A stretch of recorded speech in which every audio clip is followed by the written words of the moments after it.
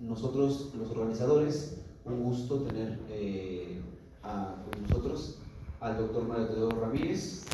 Él ha sido en 2 ocasiones director de la Facultad de Filosofía, es fundador del Instituto de Investigaciones Filosóficas que hoy nos recibe y del que fue director también de 2008 a 2018.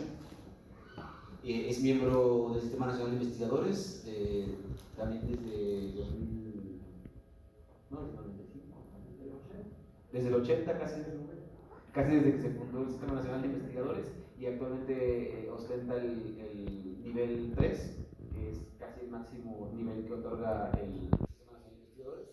Es autor de una decena de libros y coordinador de otros tantos, y la razón por la que está ahí con nosotros es porque es la persona responsable de que se conozca el movimiento conocido como realismo especulativo, no realismo, en México. El trabajo del doctor Teodoro es pionero en la recepción y la discusión de estos pensadores actualmente, y presenta una discusión rigurosa. Ha hecho mucha labor no solo por difundir el nuevo realismo, sino por pensarlo en todas sus consecuencias filosóficas, y es por esto que cada año que organizamos este evento, que ya es el quinto, tenemos el honor y la generosidad de aceptar que sea el conferencista magistral, porque consideramos que en Latinoamérica, por lo menos en la habla hispana, es la figura más importante y sigue siendo la más relevante sobre el realismo especulativo, nuevo realismo. Sin más, yo quisiera cederle la palabra al doctor Teodoro y pedirle un aplauso antes de que empiece.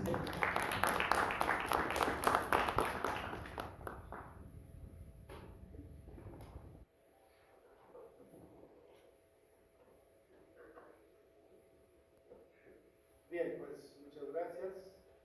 Pues aprovecho para dar un saludo y la bienvenida a los compañeros que vienen de fuera, Ciudad de México, de Baja California, Guanajuato, Monterrey.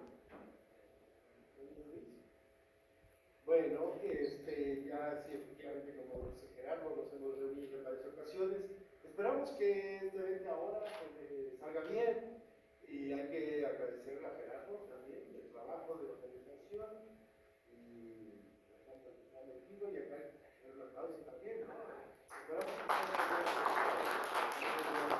Esperamos que sea bien merecido, pero yo creo que sí, independientemente, siempre hay imponderables, siempre hay cosas difícil que salgan bien, pero en general va bien la cosa y va a salir bien.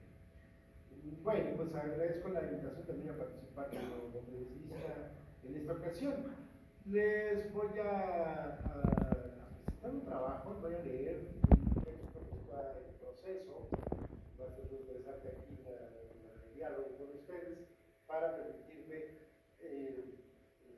no solamente revisarlo, corregirlo, mejorarlo, sino primero decidir si sí lo sigo trabajando, si sí lo utilizo, porque es un tema raro, es un tema controversial que se puede presentar a mucha discusión. Lo mismo, no estoy muy seguro hasta qué punto sea correcta el tema que quiero abrir. Ya desde el título ustedes pueden verlo: ontología y espiritualidad. Pero, pues, es un tema que, como sea, independientemente de qué tan necesario y qué tan pertinente sea en este momento, creo que es necesario de fondo, y eso me gustaría escuchar sus opiniones sobre el planteamiento de hacer. Es un tema controversial, un tema polémico, tiene que ver con cuestiones de religión. Obviamente, a partir de la propuesta, de la perspectiva abierta por Iñazú, por Juan Iñazú, en su tesis de doctorado, y esta incertidumbre respecto a la pertinencia del tema, su viabilidad, sobre todo, pues está en él mismo, por el hecho de que, por las razones que he expresado, no ha publicado, no se ha atrevido a publicar su tesis de doctorado, de existencia divina, y quizás ese también es la preocupación preocupación por la recepción que pueda haber, que ya en principio ha sido una muy polémica. Entonces, bueno, con este antecedente, lo que estoy diciendo, no me estoy queriendo curar ese mundo, lo estoy en la postura de defender lo que voy a plantear, aunque ya finalmente, les digo, consideraré si es viable.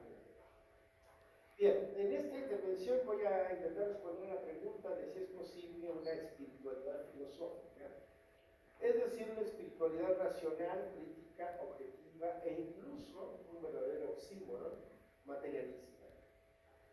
La expresión espiritualidad materialista o materialismo espiritual tiene la figura perfecta de una paradoja, o mejor, de un imposible de pensamiento. Pues no son materialismo y espiritualismo conceptos excluyentes entre sí, que como el agua y el aceite no hay manera de mezclarlos.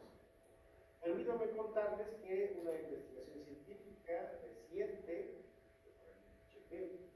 ha mostrado que, para sorpresa de lo que desde hace milenios se pone la experiencia, el agua y el aceite sí pueden mezclarse, aunque bajo ciertas condiciones muy específicas de la laboratorio. Y bien, pues si los científicos pudieron realizar esta hazaña, no vemos por qué en filosofía, que trabajamos con conceptos y no con sustancias químicas,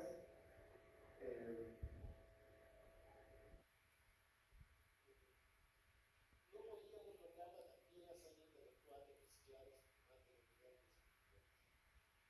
Ciertamente,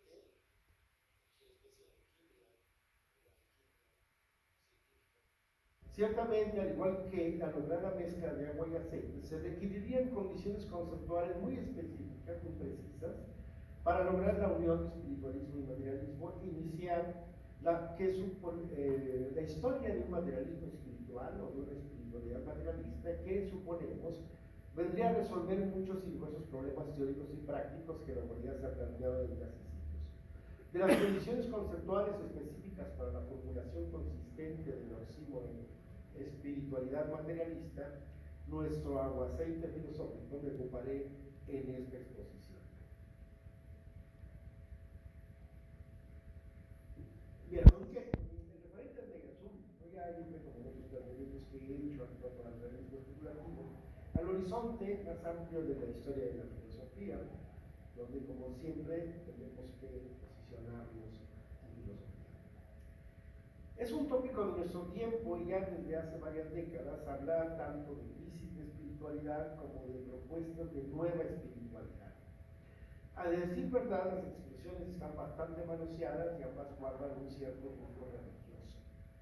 Es contra la espiritualidad filosófica, al principio tendría un carácter crítico respecto a la espiritualidad religiosa y a otras formas de espiritualidad no religiosas ni filosóficas o para-religiosas, o de alguna manera las designaremos.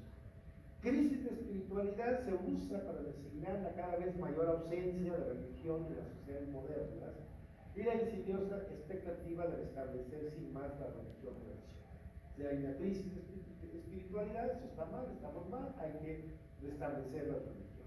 Las religiones, vamos a restablecer una religión en particular, por ejemplo, la religión católica. Nueva espiritualidad se usa, y más en los medios de comunicación que en los espacios académicos, se usa según nuestro punto de vista para designar alguna concepción de moda post-religiosa o post-teológica, más bien superficial, que intenta llenar el vacío que dejan las religiones tradicionales, ofreciendo una retahíla incongruente y alucinada de imágenes tomadas de tradiciones culturales de aquí y de allá, es decir, un eclecticismo, bajo una cierta visión abstractamente holística y con un ciertos toques de esoterismo y falso misterio. La nueva espiritualidad ha sido llamada espiritualidad sin Dios, espiritualidad gnóstica o espiritualidad holística. No hay un concepto que designe estas nuevas formas de espiritualidad que mezcla contenidos de culturas tradicionales, prehispánica, por ejemplo, cultura militar, típico, con a veces con supuestas ideas de la ciencia o conceptos científicos. Pero bueno, lo que caracteriza una espiritualidad es la intención de dar una respuesta a las preguntas del ser humano por el sentido de la vida, por los valores por los que debemos regirnos, y que tengan una cierta carga, un cierto fundamento de sentido. Estas nuevas formas de espiritualidad, bueno, muestran que efectivamente, primero, que hay una crisis de las formas tradicionales y religiosas de espiritualidad. Segundo, que hay una necesidad efectivamente de espiritualidad en la sociedad contemporánea y en el ser humano. Y tercero, que no hay manera de cómo resolver ese asunto. Nosotros necesitamos de ambas perspectivas o de ambos usos, de la espiritualidad religiosa y la espiritualidad post-religiosa, por considerarlas a ambas ideológicas. Es decir, definiendo ideología como una falsa conciencia, una concepción irreflexiva y mistificadora que solo sirve a la aceptación acrítica del estado de cosas existente y al planteamiento de un orden de dominación y control mental y emocional de las personas. La espiritualidad religiosa es ideológica en cuanto enajena a la conciencia humana, una entidad supranatural que vacía al mundo de toda verdad significativa y la transfiere a un ser absoluto, a un ser bueno, ya sabemos todos las críticas que la filosofía, particularmente la filosofía moderna, ha hecho a las religiones, a la religiosidad como tal. La espiritualidad religiosa consiste en la disposición del creyente a someterse pasivamente a la entidad divina. No es obra del ser humano, sino una concesión de Dios que solo en el más allá va a realizarse de su espíritu. Solo en cuanto a espíritus descargados y puros seremos partícipes de la espiritualidad divina. Nuestra espiritualidad es solamente imaginaria, ideal, pospuesta. Mientras permanecemos en este mundo, solo de manera imperfecta o parcial somos espirituales. La espiritualidad no religiosa, que llamaré espiritualidad gnóstica, es una palabra, gnóstico, gnosis, que se ha utilizado a lo largo de la historia para designar cierto tipo de sabidurías no basadas en un razonamiento filosófico ni tampoco en un conocimiento científico, sino simplemente en intuiciones, imágenes o sincretismos simbólicos. Entonces, puede ser, no sé, digamos, el problema que les digo es que no hay un término con el cual se pudiera designar toda esta multiplicidad de posturas de espiritualidad. Usaré el término gnóstico para comentar, simplemente tener una palabra para designarlos.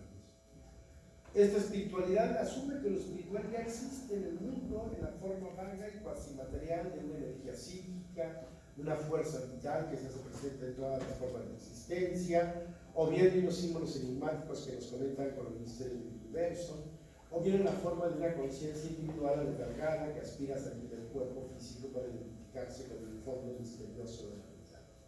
Panpsiquismo, vitalismo, misticismo, holismo, magia, sincretismo, son algunos nombres con los que podemos caracterizar estas formas de espiritualidad. Todas estas concepciones asumen más o menos ingenuamente, más o menos artísticamente, que lo espiritual ya está dado en el mundo y que solo es cuestión de cambiar la mirada para encontrarse con él, sentirse bien y seguir viviendo en paz, pero sin pena ni gloria. El espiritualismo gnóstico es ideológico en cuanto induce en el sujeto un conformismo con la realidad tal como está. Bueno, y a propósito de estas ideologías pseudo-religiosas o para-religiosas, sí cabría mencionar pues todas las formas puramente irracionales de sectarias, de pseudo-religiones o pseudo-espiritualidad, ¿no? Que llegan, por ejemplo, a conducir a los grupos a conductas verdaderamente aberrantes y irracionales, pues a propósito, como la familia, llamada familia Manson, que se conmemoraron recientemente los 50 años de ese atroz asesinato en Estados Unidos, pero también hechos mucho más escalofriantes como los suicidios colectivos en Indiana, otros. Y bueno, habría que mencionar también estos incluso llamados cultos satánicos, el culto a la Santa Muerte en México, y pues muchas otras cosas, el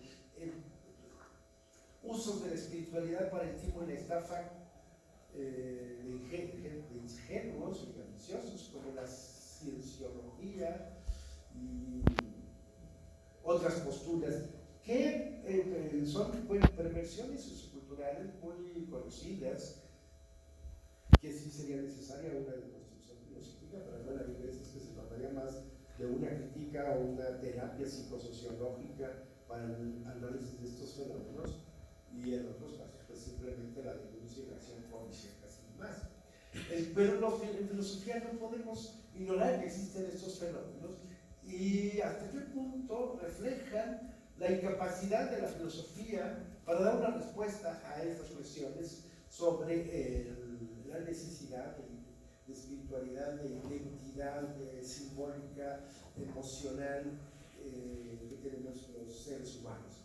Y es en esta medida, si estamos frente a la proliferación de este tipo de que yo finalmente consideraría falsa espiritualidad, por superficial, por ideológica, y también frente a la imposibilidad teóricamente, o al menos desde el punto de vista de un regreso o de un restablecimiento de las religiones, que planteo la necesidad de que la filosofía se ocupe, o al menos hable de este tema, aunque no tenga, quizás no pueda tener, con la naturaleza misma del pensamiento filosófico, una propuesta muy precisa y muy definitiva de espiritualidad, sino solamente un planteamiento de carácter crítico, generar una orientación.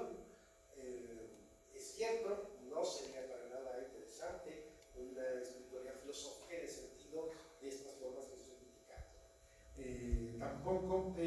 Tampoco bastaría con ignorar el asunto.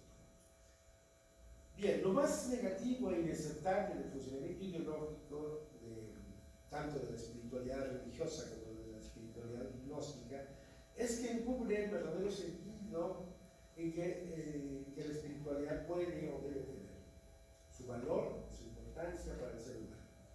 Por nuestra parte, asumimos que la filosofía es la única que podría revelar ese sentido de espiritualidad razonable, correcto, y hacer de la espiritualidad un valor verdadero y racionalmente plausible. Cabe una espiritualidad crítica, no ideológica, congruente con una sociedad democrática, racional, científica. La hipótesis es el rendimiento es de que sí es posible, no solamente en los términos en que lo plantea Meillassoux, sino en los términos en que de alguna forma se ha planteado a lo largo de la historia de la filosofía y que otros filósofos de nuestra época también han apuntado hacia eso. Varias de estas formas de espiritualidad gnóstica que mencionaron tienen incluso algunas bases de la historia de la filosofía occidental, de la antigüedad, de la filosofía griega, en ciertas líneas de esoterismo del pensamiento moderno, etc. Y claramente filósofos que han estado vinculados a estos temas de forma más directa y que voy a mencionar aquí. Son Descartes,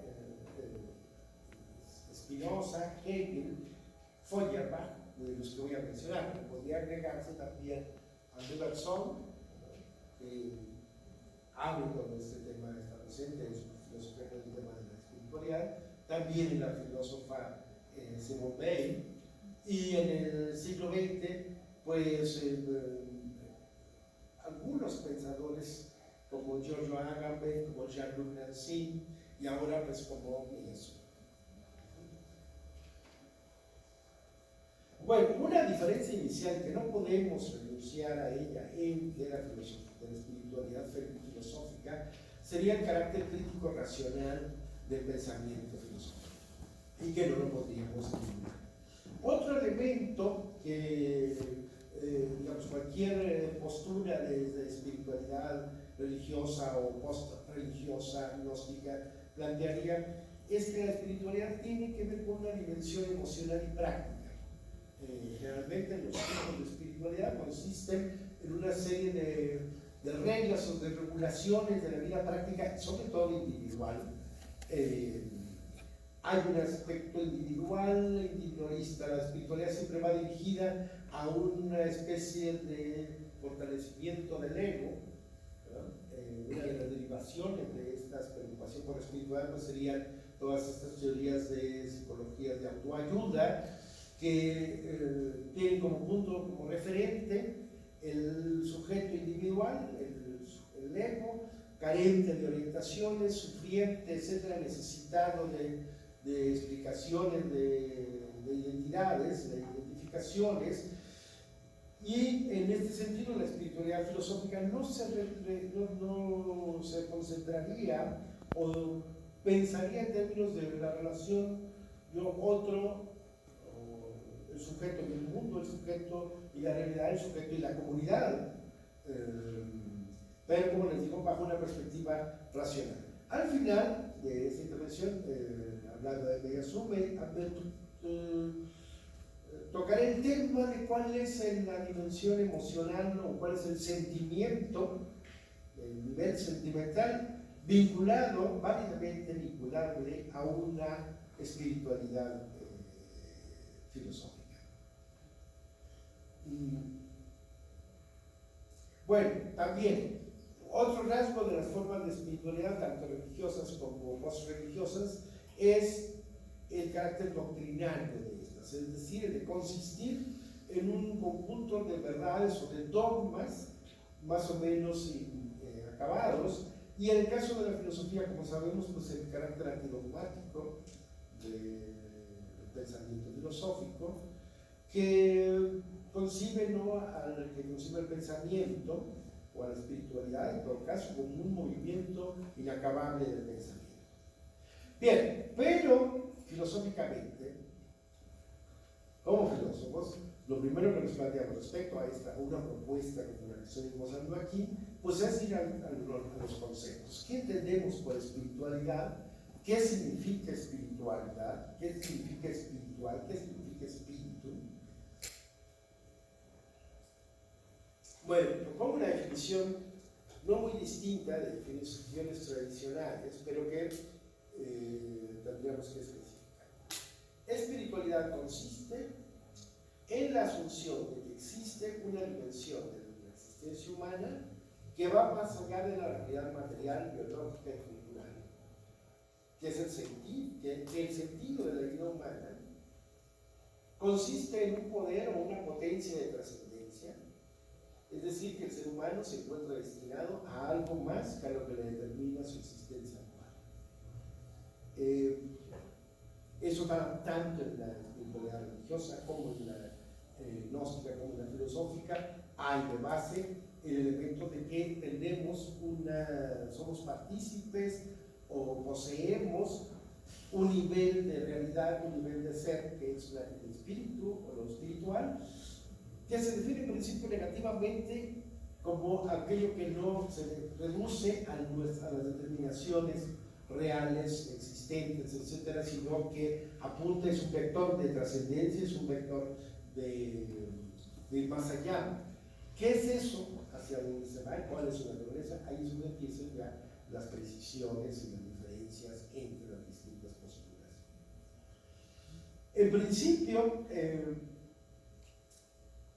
la espiritualidad consistiría en el simple hecho, o sea, su base, que es un hecho que nos planteamos, esta tendencia o este vector de trascendencia, esta visión de ir más allá, de superar, de alcanzar un espacio, que hay un espacio de libertad, de no determinación, bueno, sería lo mismo, un espacio de creatividad, de bien, que tenemos conciencia de eso, que podamos decir que este vector, esa trascendencia, es cuestionable o es problemática. Descartes decía que dado, igual entonces hacia los antecedentes, a la historia de la filosofía, Descartes decía que dado que tenemos una idea de Dios, y dado también que somos seres finitos, entonces debemos reconocer que nosotros no podemos ser la causa de esa idea, por lo que hay que asumir que es Dios quien la ha puesto en nosotros. ¿Qué es la causa de esa idea en nosotros? Por ejemplo, podemos afirmar que si poseemos la idea de Dios, entonces Dios existe. Esta es la modalidad de la prueba ontológica de la existencia de Dios, la que nos presenta Descartes, pero que nos hace muy claro, y lo podríamos asumir desde una perspectiva no religiosa, la pregunta de por qué los seres humanos siendo seres finitos, tenemos la idea de infinito, o la idea de verdad absoluta, o la idea de Dios, o de la idea del reino de Dios. ¿De dónde surgen estas ideas? ¿De dónde provienen? Descartes dice provienen de Dios. Bueno, una respuesta que inmediatamente plantea Spinoza, que yo retomo aquí, más allá de las fórmulas de Spinoza, es que todas estas ideas son producto de nuestra potencia de pensar, de nuestra capacidad de pensar. Es decir, que el pensamiento sería la instancia espiritual propia del ser humano, o la instancia divina del ser humano. Nuestra capacidad o potencia de pensar es la causa verdadera de las ideas que poseemos y tiene un alcance o un sentido infinito. El pensar nos conecta con el infinito, o el pensar ya es en sí mismo un acto de infinito o un acto de infinitud. Y es el pensamiento, esa instancia que nos lleva más allá de lo dado y que nos abre a una dimensión espiritual de nuestra existencia. Nuestra finitud, bueno, por ejemplo, si tenemos esta capacidad espiritual a través del acto de pensamiento, podemos asumir que nuestra finitud no es absoluta, como afirma Descartes en principio. Somos finitos, pero más allá de lo que Descartes conocía, participamos, gracias a nuestra capacidad de pensar, de una dimensión infinita, espiritual. Es verdad que es lo que es válido de la prescripción cartesiana. Sabernos o pensarnos infinitos, ser infinitos en el pensamiento, no significa que lo seamos en lo real, que seamos en realidad infinitos. Pero podemos plantear la pregunta, no para que la podamos pensar, plantear. ¿Hay manera de pasar del sabernos infinitos al ser infinitos? Del saber de lo eterno al ser eternos. No está prohibida la pregunta, es decir, que no solamente somos espirituales en el acto de pensamiento, sino que podemos devenir espirituales en el proceso mismo de lo real o de la experiencia. Voy a Hegel, que es de toda la historia de la filosofía el filósofo del espíritu por excelencia. Digamos, y es el que da una resolución más clara, más contundente acerca de esta pregunta sobre la espiritualidad y sobre el espíritu. Y esto lo hace Hegel claramente en un diálogo ríspido, una verdadera disputa, un pleito con el pensamiento religioso.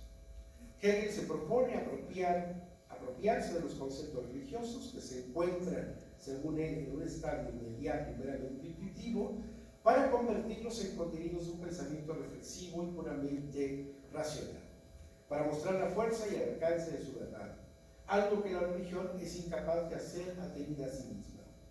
La religión, dice Hegel, es conciencia de la esencia absoluta, ¿sí?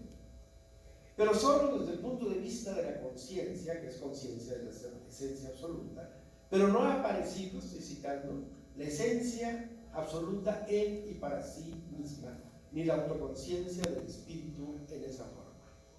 Es decir, si la religión es la conciencia de lo absoluto, la filosofía, el saber conceptual, es la autoconciencia de lo absoluto, o es lo absoluto mismo. La obra de Hegel muestra todavía más que la de Spinoza la superioridad de la filosofía sobre la teología y la religión para pensar la idea de Dios. Ambos pensadores nos demuestran que un pensamiento consecuente, lógico y consistente de la idea de absoluto, de Dios, etc., solo puede ser llevado a feliz término por el pensamiento filosófico.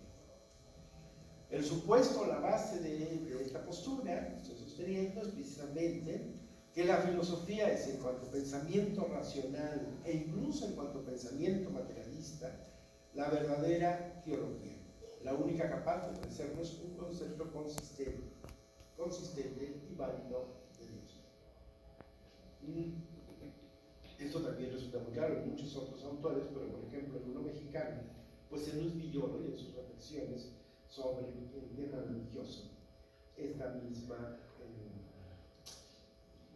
superioridad de la filosofía frente a la conciencia puramente religiosa, pues que Hegel plantea y que siendo el mayor filósofo del absoluto, es decir, el mayor filósofo del concepto de Dios en la historia de la filosofía, siempre es interesante que la religión, particularmente la religión católica, la religión cristiana, lo considere pues poco menos que un hereje, o sino un hereje, quizás el peor de los herejes. Digamos, la postura católica, preferible un ateo, como Voltaire, o estos ateos más recalcitrantes, y algunos hasta medio diabólicos, que un filósofo como que se mete, digamos, a la casa, se mete a los cuartos de la iglesia y arma un desorden ahí. No, es preferible un ateo que un teólogo filósofo, o que un filósofo teólogo que se pone a reflexionar sobre el concepto de Dios y, como decía, se expropia de este concepto y muestra la contradictoriedad intrínseca de la religión y la necesidad de la filosofía y del pensamiento racional desde ese corazón mismo. Ahora, ya desde antes, Spinoza lleva a cabo esta acción, ¿no? Con esta argumentación, dice Spinoza, si Dios es lo absoluto, y lo absolutamente absoluto, entonces, razonamiento, no puede haber nada fuera de él, si es lo absoluto. O sea, la religión, o el sentimiento, la intuición humana, el pensamiento natural me dice, concibe a Dios como lo absoluto. Ahora dice Spinoza, si Dios es lo absoluto, entonces no puede haber algo fuera de Dios o exterior de Dios. Todo es Dios y Él es la realidad misma. No solamente toda la realidad es Dios, sino que Dios es esta realidad y no puede ser más que esta realidad, porque la esencia y la existencia de Dios son lo mismo, y sobre todo la voluntad y el entendimiento divino son idénticos. No puede haber diferencias, porque cuando hubiera diferencias, entonces Dios no sería Dios, Dios no sería perfecto si, por ejemplo, Él pudiera querer cosas que no pudiera hacer. Es decir, si pudiera tener una voluntad que rebasara, que fuera distinta de su propio quehacer. Eso mostraría impotencia de Dios. Y como Dios es potencia absoluta, entonces todo lo que quiere y todo lo que entiende es igual a todo lo que es. Y lo que es no es más que lo que Dios quiere y entiende. Hay entonces, el inmanentismo, ¿no? La visión de la unidad de todo lo existente, que es a lo que Spinoza llama Dios, consecuentemente, para las posturas religiosas, incluso para algunos filósofos, pues Dios será, digo, Spinoza, perdón, Dios, Spinoza es, pues no es más que un ateo.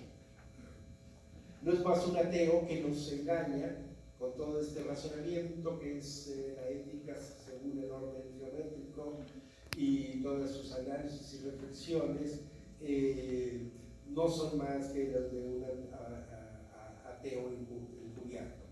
Spinoza no se asumía como ateo, sino como el mejor teólogo, ¿no? Y él diría, casi con una sonrisa, un estado de ánimo muy estoico que tenía él como filósofo y como pensador en un momento de dominio de la religión y dominio de las ideologías. Saben ustedes que a Spinoza lo condenaron los judíos, lo condenaron judío de origen, de familia, lo condenaron los católicos, lo condenaron los filósofos, todo el mundo. Y bueno, finalmente a esta acusación de que su filosofía no es más que ateísmo, yo creo que sonreiría y diría, bueno, si prefiere sus ídolos baratos a una idea verdadera de Dios, pues ustedes. Y en serio, esto lo pueden ver en el Tratado Teológico Político, sobre todo, toda esta crítica del funcionamiento social práctico de la religión y la necesidad de introducir la perspectiva racional. Ahora bien, hay un pero respecto al sistema de la sustancia absoluta de Spinoza, el lugar del ser humano. Ciertamente, es cierto, en la filosofía espinosista, el ser humano no tiene un lugar privilegiado, es solamente un modo compuesto, alma-cuerpo, de la sustancia absolutamente infinita. A través del conocimiento, del proceso del conocimiento, podemos ir de la imaginación a la razón y a la intuición, y lo máximo que alcanzamos es una identificación con Dios, que es lo que llama Spinoza la virtud. Y ciertamente todo el problema de Spinoza con esta teología filosófica tiene una intención ética, no es una intención puramente metafísica ni gnoseológica. Por eso el libro principal de Spinoza se llama Ética, que es una metafísica de los procesos, de los comportamientos, del devenir, de las relaciones entre las sustancias. Pero hay ciertamente una visión también no humanista o humana en Spinoza, y estática, o que no hay que tiende a ser estática esta visión de la realidad que Spinoza nos ofrece. Y es aquí donde viene la crítica de Hegel, y es muy interesante ver a Hegel desde la perspectiva más allá de Spinoza, en relación con Spinoza. Hegel lo conoce, lo entiende perfectamente, todavía en la época de Hegel y años, y unos años después, es un estigma ser Spinoza, porque Spinoza es el filósofo ateo para la ideología dominante, y todos se cuidan de declararse spinozistas, ¿no? Hegel mismo, pero la verdad es que es profundamente spinozista, como Megasu es profundamente hegeliano, aunque hay diferencias fundamentales e interesantes para ver qué pasa en el pensamiento. Hegel, la crítica básica de Hegel a Spinoza, y curiosamente recuperaría un argumento cartesiano, es que la sustancia es espíritu, o es sujeto, como dice desde el prólogo de la fenomenología del espíritu, Hegel. Y la materia, que es un atributo de Dios, igual que el pensamiento de Spinoza, va a ser solo para Hegel realidad objetiva y no consciente de sí del espíritu. Objeto del pensamiento, que solo es pensamiento-objeto, pensamiento en sí, que no ha devenido para sí. La conciencia o la autoconciencia, el ser de la subjetividad, es para Hegel un requisito ineludible de la idea de Dios. Un Dios inconsciente es un Dios ignorante, impotente y al fin inexistente. Dios necesita advenir conciencia, advenir autoconciencia. Y como sabemos, en términos generales, Hegel plantea el carácter imprescindible, privilegiado del ser finito de la conciencia humana como medio a través del cual la conciencia infinita divina se vuelve conciencia plena de sí misma a través de esta conciencia. El ser humano, o la conciencia